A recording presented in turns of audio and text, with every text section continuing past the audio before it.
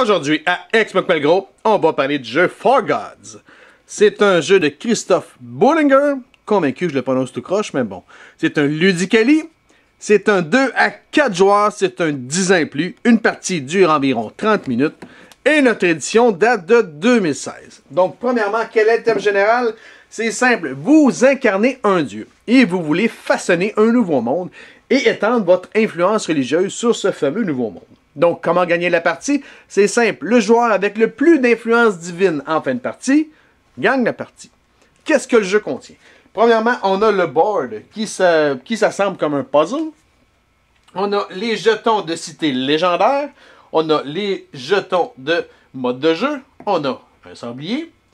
On a des petites boîtes contenant des prophètes de 4 couleurs. Et on a également la carte de chacun des dieux qui représente la même couleur. Finalement, on a des cartes ou des tuiles territoires qui sont recto-verso, ainsi qu'un sac. Donc, première chose à faire, vous devez décider quel type de mode vous voulez jouer. Puisque For Gods a plusieurs modes, donc plusieurs manières différentes de jouer. Premièrement, on a des jetons pour ce qui est du nombre de joueurs. Donc, si on joue à 4 joueurs, eh bien, on va mettre seulement que 10 prophètes par boîte. Si on joue à 3, on va en mettre 13. Et si on joue à 2, on a deux façons de jouer à 2. Donc, on va avoir un nombre différent également. Donc, admettons qu'on joue à 4. On va mettre le jeton 4 ici dans le haut. Ensuite, on a deux façons de jouer. On a simultanément ou chacun notre tour. Je vais commencer par vous expliquer chacun notre tour. Donc, on va mettre le jeton comme ceci pour dire que c'est de cette manière-là qu'on joue. Et finalement, les dieux, on peut jouer avec les dieux visibles et les dieux cachés. On va commencer par parler avec les dieux visibles. Donc, on va mettre ça comme ceci. Donc, notre première partie va être à 4 joueurs. On joue chacun notre tour et les dieux sont visibles. Ensuite, montez votre board. Vous allez mettre toutes les tuiles territoires dans le sac. Ici, pour le board, dans le fond, on va jouer dans le centre. Donc, vous allez construire le monde. Votre terrain de jeu, c'est dans le centre. Les tuiles légendaires, ou plutôt les jetons légendaires de cité légendaire, vous allez les mettre sur le bord du board pour que tout le monde puisse y avoir accès facilement. Ensuite, trouvez quel est votre premier joueur et on va pouvoir commencer la partie. C'est simple. À votre tour, vous avez 9 actions disponibles que vous allez pouvoir faire à votre tour. Vous pouvez faire la même action 12 fois ou vous pouvez en alterner 2 pendant 40 fois si vous voulez. On s'en fout. Vous en avez 9 de disponibles. Donc, on va tourner le sablier.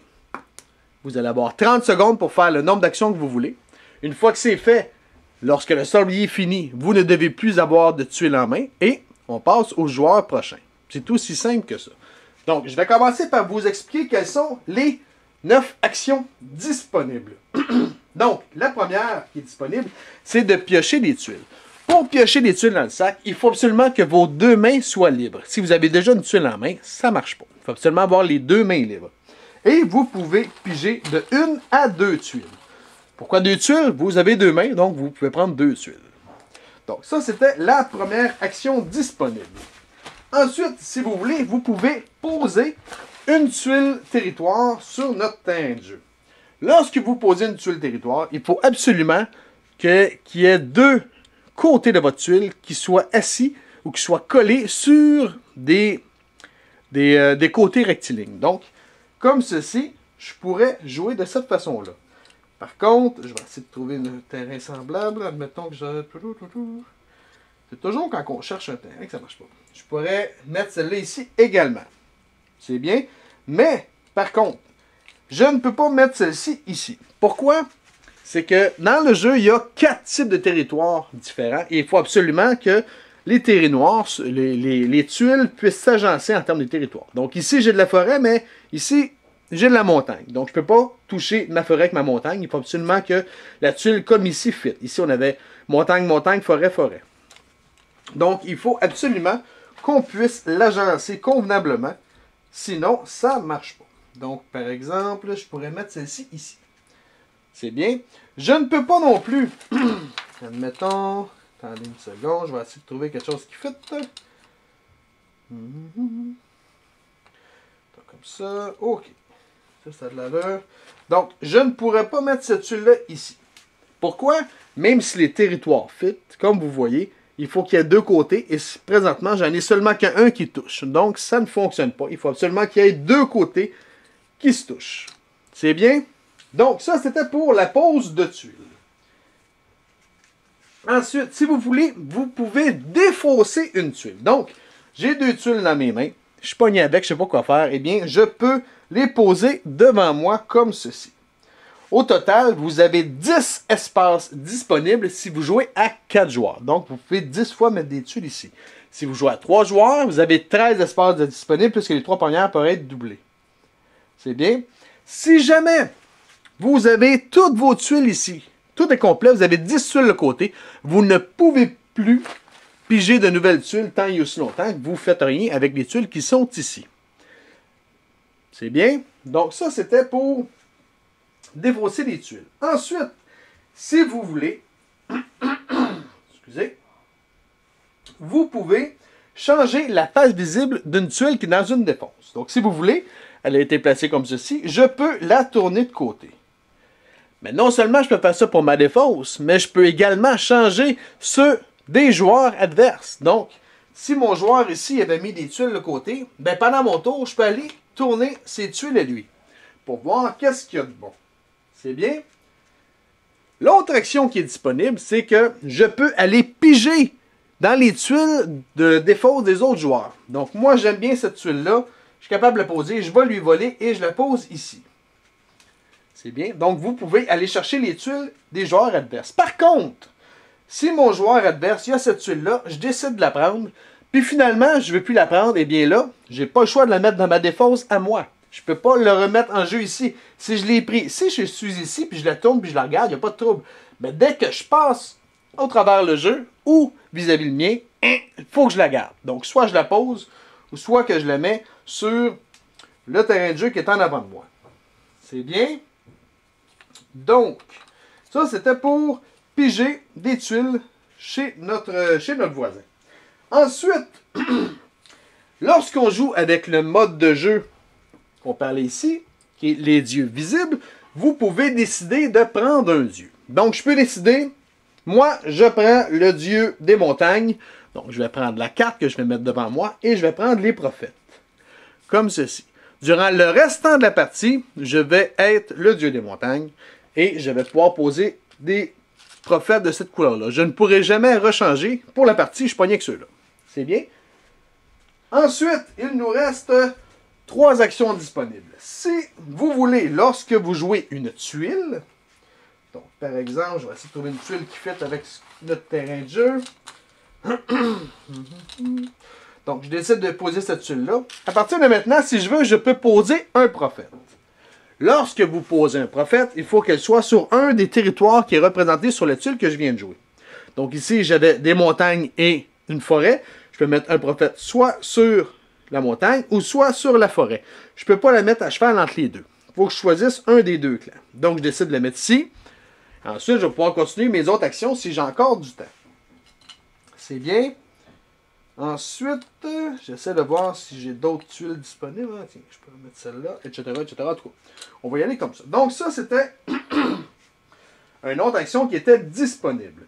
Ensuite, si je veux, je peux construire une cité légendaire. Pour construire une cité légendaire, tout comme pour ce qui est de poser les prophètes, il faut absolument qu'on ait un dieu. Donc, il faut absolument qu'on ait choisi notre dieu avant. Et pour poser une cité légendaire, c'est simple. On va prendre un disque et on va la mettre sur le jeu. Pour mettre une cité légendaire, il faut absolument qu'elle touche à 2 côtés, comme la pose de tuile standard que l'on parlait tantôt. Donc, je peux la poser et je peux mettre un bonhomme dessus. Chaque cité légendaire va me rapporter 5 points en fin de partie si elle est encore en jeu. C'est bien. Juste un fait à noter, plus tard dans la partie, si je veux poser une tuile, eh bien, je ne peux pas poser cette tuile-là ici. Pourquoi? Lorsqu'on disait tantôt, il faut absolument que les tuiles que l'on pose aient 2 côtés complets qui touchent. Présentement, puisque c'est un disque, le côté ne touche pas complètement, donc ça ne marche pas. Il faut absolument que ce soit 2 côtés complets. Donc, ce mouvement-là serait illégal. C'est bien. Ensuite, je vais juste essayer de vous faire un petit jeu vite fait, là. Parce qu'il y a plein d'autres règles qui s'en viennent, j'ai l'impression qu'on va avoir un petit problème si je me rien. Bon, mettons comme ça. Ah, d'accord. Et la dernière chose que l'on peut faire, c'est de détruire une cité légendaire. Comment détruire une cité légendaire? Eh bien, si on a exactement la tuile qui fit sur une cité légendaire qui est déjà en jeu, eh bien, on va pouvoir détruire la fameuse cité pour mettre autre chose. Là, j'essaie de trouver une tuile qui fit. Je n'ai pas d'exemple. Admettons, okay, on va y aller par exemple, admettons que cette tuile-là était capable d'être ici, eh bien, on enlèverait ça ici. On mettrait la bonne tuile. Je sais que ça ne marche pas, c'est un exemple. Le prophète qu'on enlève retourne en dehors du jeu. Le joueur ne récupère pas son prophète. Et la cité détruite, on va la tourner de côté pour la mettre du côté brisé. Et je la mets en avant de moi. Donc, le joueur qui avait sa cité légendaire vient de perdre 5 points puisqu'elle n'est plus en jeu. Et moi, en fin de partie, chaque cité que j'ai réussi à détruire va me rapporter 5 points. C'est bien? Donc, c'est de cette façon-là qu'on peut détruire les cités légendaires. Donc là, on a parlé des actions qui étaient disponibles, donc des 9 actions disponibles. Donc, je peux faire un récapitulatif vite fait. On tourne le sablier et je peux faire toutes les actions que je veux durant mon tour. J'ai 30 secondes pour faire tout ce que je veux. Je peux faire 8 fois la même action. Je peux en faire 6 fois la même. Alterner, je fais ce que je veux. Les actions disponibles, je vous les répète rapidement. Vous pouvez poser une tuile que vous avez en main. Vous pouvez la poser sur le jeu. N'oubliez pas qu'il faut qu'il y ait 2 côtés rectilignes qui touchent à votre tuile. Il faut absolument que les territoires fit. Ensuite, vous pouvez défausser une tuile que vous avez en main pour la mettre en avant de vous. Vous avez 10 espaces disponibles si vous jouez à 4 joueurs, 13 si vous jouez à 3. Vous pouvez également piocher des tuiles dans le sac. Pour piocher, il faut absolument que vous ayez les 2 mains libres et vous pouvez piger 1 ou 2 tuiles. Ensuite, vous pouvez changer les tuiles qui sont dans votre défausse, mais également les tuiles qui sont dans la défausse des joueurs adverses.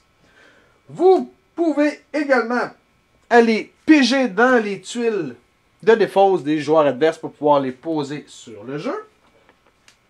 Une fois pendant la partie, vous allez pouvoir choisir un dieu que vous allez mettre devant vous. Une fois que vous avez choisi un dieu, il y a 3 nouvelles actions qui s'ajoutent à vous. Vous pouvez soit placer un prophète sur la tuile que vous venez de mettre. N'oubliez pas de mettre le prophète sur la tuile que vous venez juste de mettre et sur un des territoires disponibles sur votre tuile. Vous pouvez construire des cités légendaires. Il n'y en a seulement que 8. Et lorsque vous le mettez, n'oubliez pas qu'il faut absolument qu'elle touche 2 côtés. 2 côtés rectilignes.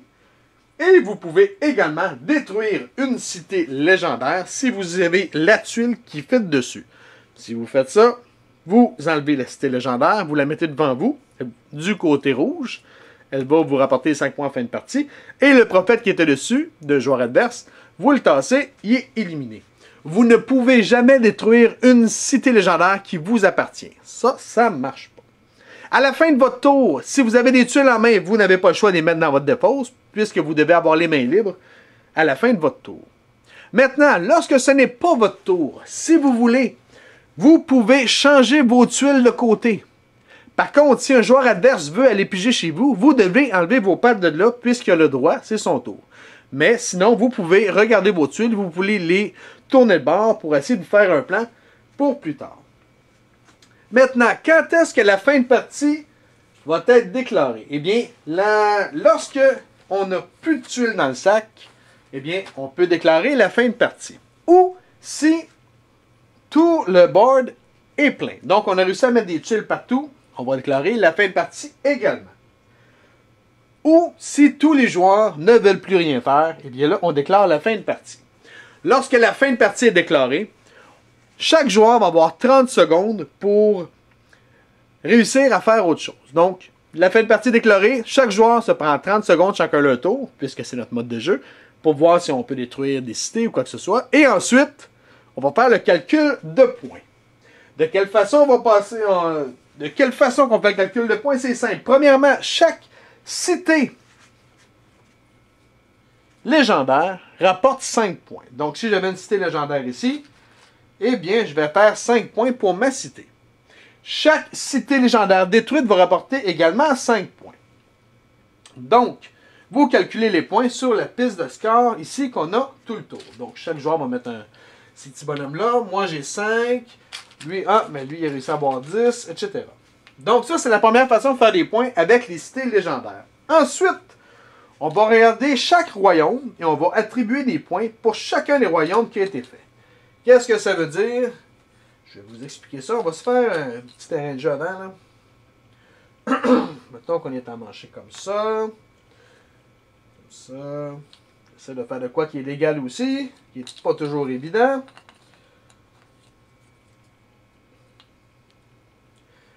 Mettons qu'on est comme ça. Bon, ok. On va mettre quelques... Comme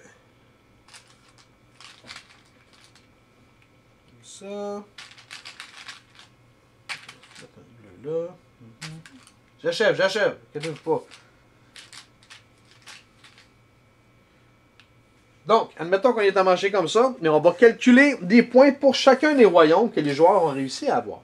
Un royaume, c'est quoi? C'est un territoire identique, donc de la forêt ou de l'eau, etc., d'au moins 3 tuiles. Ce qui veut dire que si on regarde ici, notre montagne comporte 1, 2, 3, 4, 5, 6, 7 tuiles, donc c'est un royaume. Donc, chaque joueur va recevoir des points pour chacun des royaumes qui a la majorité à l'intérieur de cette fameuse montagne-là. Donc, admettons qu'on est comme ça. Sur notre fameuse montagne de 7, c'est la couleur, je crois que c'est gris, qui a la majorité. Donc, gris va faire autant de points qu'il y a de tuiles inoccupées sur son territoire. On avait dit qu'on avait 7 tuiles sur la montagne et il y a 1, 2, 3 tuiles seulement qui sont inoccupées. Donc, notre joueur gris va faire 3 points. Il était ici. Donc, on va amasser de 3 points. Comprenez? Admettons qu'on aurait été à égalité. Donc, ici, on aurait eu 3 joueurs à égalité. Eh bien, on aurait calculé le nombre de tuiles inoccupées et chaque joueur va faire le même nombre de points. Donc, ici, on aurait eu 1, 2, 3, 4. Donc, ces 3 joueurs-là auraient fait 4 points. Si on aurait eu seulement que le joueur jaune, mais le joueur jaune aurait fait 1, 2, 3, 4, 5, 6 points, puisqu'il y a 6 tuiles inoccupées. Donc, on va faire ça pour tous les territoires du jeu, et on va attribuer des points à tout le monde. Donc, si on regarde ici, notre joueur jaune en a 2, sur un territoire qui a 1, 2, 3, 4, 5, 6, 7, 8. Ça marche pas. Donc, notre joueur jaune en a 2 sur un territoire qui a 8 tuiles, et notre joueur jaune aurait fait 1, 2, 3, 4 points seulement, puisqu'il y a seulement que 4 tuiles inoccupées. C'est bien. Lorsque vous faites le décompte, une fois que c'est compté, enlevez les bonhommes, puisque ça n'a plus d'incidence, et ça va être plus facile de calculer le reste. C'est bien. Donc, présentement, on a calculé les cités légendaires, on a calculé les territoires. Maintenant, on va y aller avec les deux autres façons, c'est qu'on va regarder les plus gros territoires de chacun des dieux. Chaque dieu a une couleur, et chaque dieu représente un territoire. Donc ici, l'humain ici représente toutes les forêts. Donc on va regarder quelle est la plus grande forêt du jeu, le plus grand royaume du jeu, qui est de couleur verte. On va faire la même chose avec les gris, avec les jaunes, qui est les plaines, et finalement l'eau, qui est bleue. Donc si on regarde ici, on avait une montagne qui était à 1, 2, 3, 4, 5, 6, 7, qui était à 7, et on a de la forêt qui était à 1, 2, 3, 4, 5, 6, 7, 8. On a l'eau qui est à 1, 2, 3, 4, 5, 6.